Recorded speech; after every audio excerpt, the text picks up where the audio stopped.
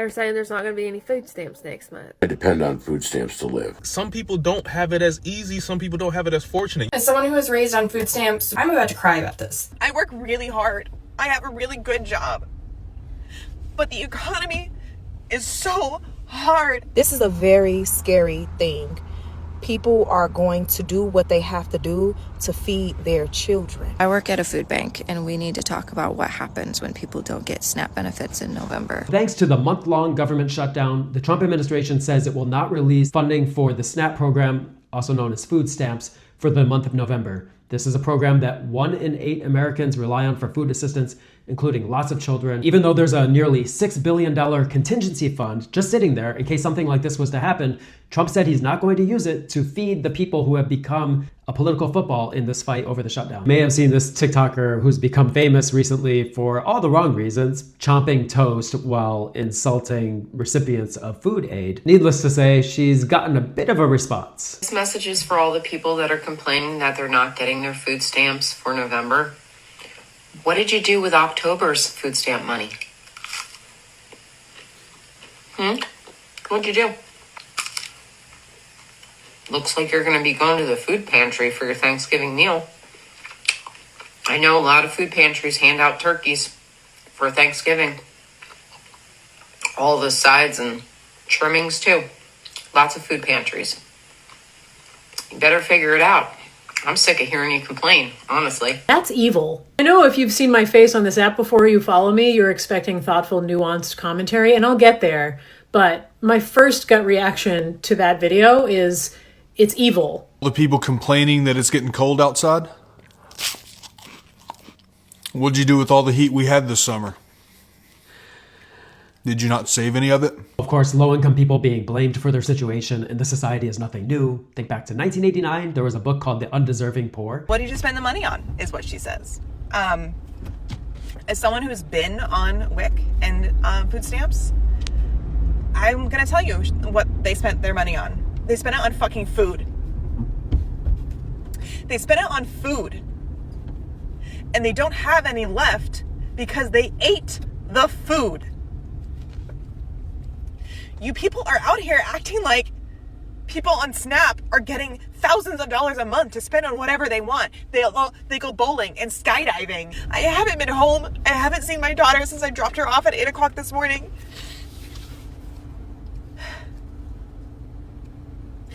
I ordered pizza for my family because that's what I could give them. But it meant when I go get my oil changed tomorrow, I might not have enough money to get my oil changed. I missed 3 meals this week. 3! I was able to feed my daughter, but I missed meals because I didn't have the money. I couldn't sign my daughter up for an after-school activity because I didn't have the money. I had to lie to her and say that, oh, it's full. I'm so sorry. There wasn't enough space. It's because I didn't have $20.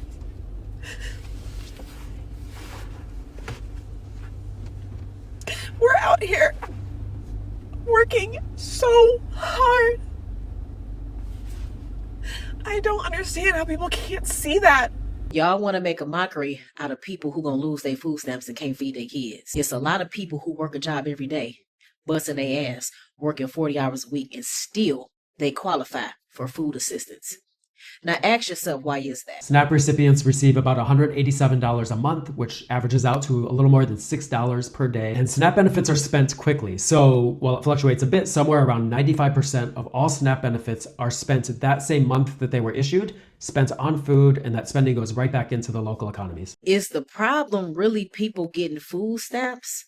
Or is the problem really people not working a job? Or is the problem really people getting paid low wages and still can't make ends meet? 80% of SNAP households include someone who is working at some point that year. So this is partly because we have economic uncertainty, people work in low-wage jobs with inconsistent hours, a lot of people work in the gig economy, and we've seen tremendous numbers of layoffs, which is how you get headlines like this. Walmart and McDonald's are among top employers of Medicaid and food stamp beneficiaries. That was a report a few years ago from the Government Accountability Office. Apparently, that's not enough. The passage earlier this year of Trump's so-called Big Beautiful Bill both cut long-term funding for the SNAP program, but also implemented even more stringent work requirements to be a recipient. And if the economy slows down or crashes, one has to wonder where those jobs would come from. I'm looking at this breaking news that literally just came across the Chiron here. Amazon targets as many 30,000 job cuts. You got mothers right now that have no help, that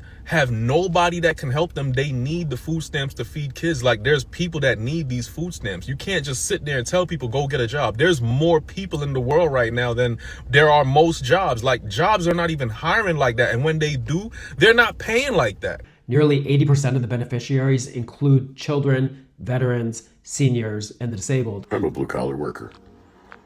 I was a plumber for 30 years. I got hurt. Can't work anymore. I burned through my entire life savings trying to fix myself. I'm not getting fixed. I paid my taxes into a system that I depend on. I'm doing everything I can. I'm trying. But I depend on food stamps to live. And now I'm not going to get them. And the $1,200 a month that I get from disability goes to my rent and bills and my medical bills. I can't buy food. People have not held back on what they think the month of November could look like as people try to feed their families. I was talking with a federal worker who runs a welfare office. He was telling me that him and his staff have been training for de-escalation because there are going to be some very angry people going to that office asking why their kids are going hungry, and especially for November, when it's supposed to be a time about food, especially around Thanksgiving. So all I'm going to say, if you see somebody grabbing up some food, trying to run away with it, no, you didn't. You didn't see shit. They're going to do what they have to do to feed their children. No mother or father is going to want to sit and see their children starve because the government is shut down. And for the mamas and papas that are worried about this, I want you to keep this in mind. There are still good people out here that are going to help. Okay?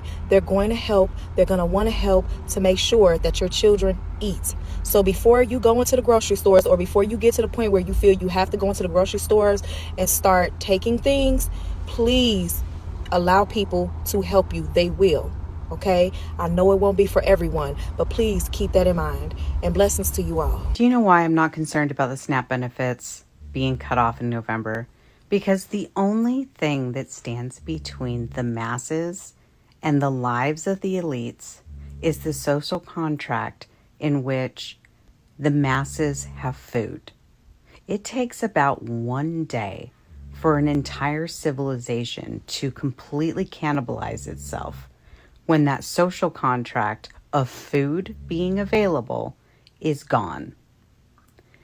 The thing that keeps the elites up at night is you being hungry for one single day. Because that's the only barrier between them and you throughout history. Don't worry about it too much. They're terrified of that, so it'll get resolved. Even if it's in the very last second and they get tons and tons and tons and tons of clicks over it and you get a bunch of anxiety from it, because that's what they're scared of, is you being hungry. That may happen. This could all get resolved at the very last minute, but it is giving a lot of people anxiety, and others have a different point of view. Watch this video. Y'all do realize that them cutting off SNAP benefits for tens of millions of people all at once is so they can do the next step that they have been trying to do since January. They have been trying to put this country in a place of lawlessness to further their agenda since January, and it has not worked. They have tried to rage bait. They have tried to push forth agendas. They have tried to anger. They have tried literally everything since January to push this country, our cities, our states, into a place of lawlessness so they can push forth their next phase, which is martial law, which is saying, oh, we got to send in the military. Oh, we got to send in the National Guard. They have tried it. So now what they're going to do is let's cut off the food. Let's not feed tens of millions of freaking people and see what happens next. Project 2025 is a real fucking thing. Read it. Pay attention. They've been trying different things literally that have not worked for months. Cutting off the food supply is just the next thing. Two really different points of view. One, that the rulers would not allow the citizens to go hungry because that's the only thing standing between them and the ruler's power. On the other hand, she has a point here. It's not conspiracy thinking to say there was a plan, Project 2025, that outlined a vision for a lot of this. We've heard it over the decades, right? Drown the government in a bathtub or deconstruct the administrative state. Steve Bannon said that years ago.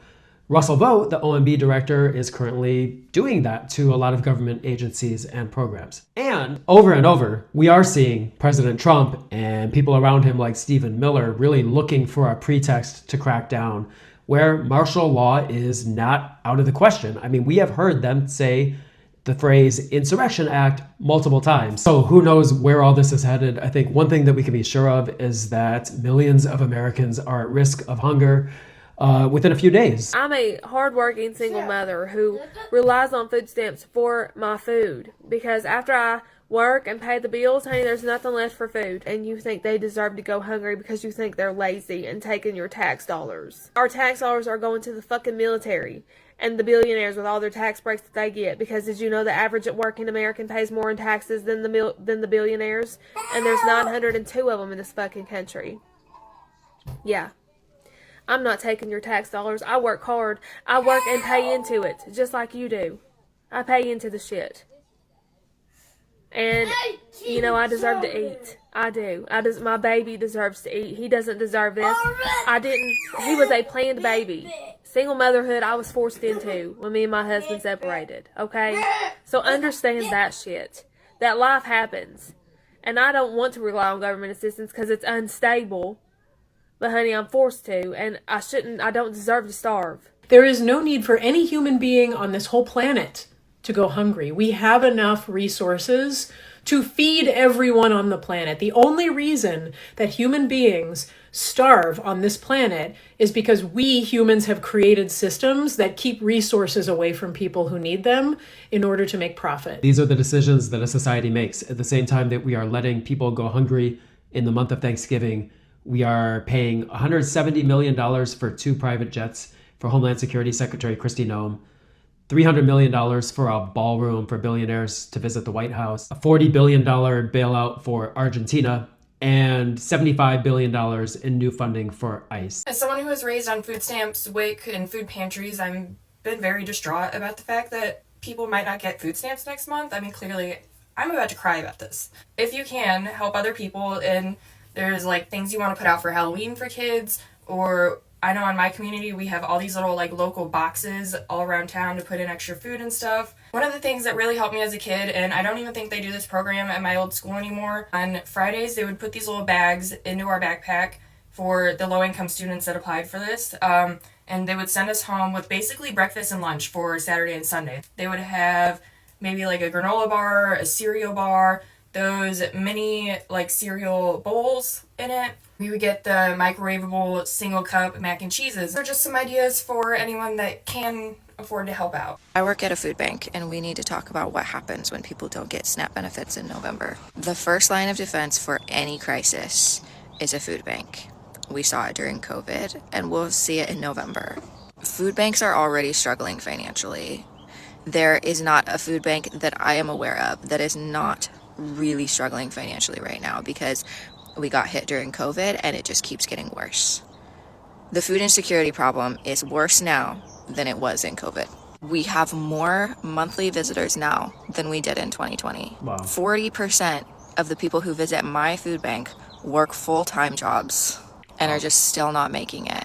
So in November, when people don't get their SNAP benefits, they will be going to food banks that already are having trouble meeting the need that they are already seeing. So the first thing that I need to say here is that you should be donating to your food bank if you can. Donate food, but also donate money. Food banks can stretch a dollar so much farther than you can at the grocery store, because they can buy things wholesale. They can buy through community partners, things like Feeding America.